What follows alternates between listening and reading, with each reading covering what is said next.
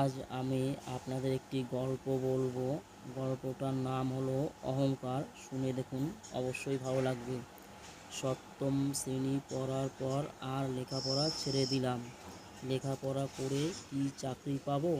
কত ছেলেমেয়েরা তো এমএ বিএ পড়ে ঘরে বসে আছে, চাকরি পায়নি। তো আমরা তো গরিব ঘর আর গরিব লোকের স্বপ্ন। বাড়িতে অবশ্য বাধা কেউ দিল না, কারণ লেখাপড়া বন্ধ করলে কিছু খরচ বেঁচে যায়।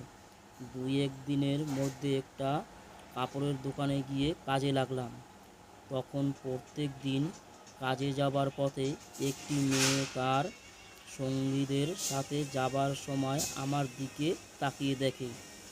আর আমিও সপুরুষ, 5 ফুট 7 ইঞ্চি, শরীরের রং ফর্সা, ফুটবল খেলি।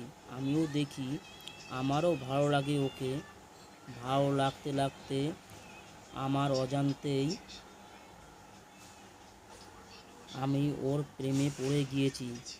একদিন আমি ওকে না দেখলে আমার মনের ভেতরের যে কী অবস্থা হয় তা বোঝানো সম্ভব নয়। 3 বছর পর সাহস করে একটি চিঠি লিখলাম যে, রূপা, আমি তোমাকে আমার অজান্তে ভালোবেসে ফেলেছি। তাই সাহস করে আজ আমি তোমার কাছে এই চিঠি লিখছি। আমার আমাকে তোমার ভালো লাগলে না লাগলে এটা ছিঁড়ে ফেলে দিও, আর আমাকে জানিয়ে দিও। দুদিন ওকে আর আমি দেখতে পেলাম না। মনে একটা ভয় লাগলো। কি হলো?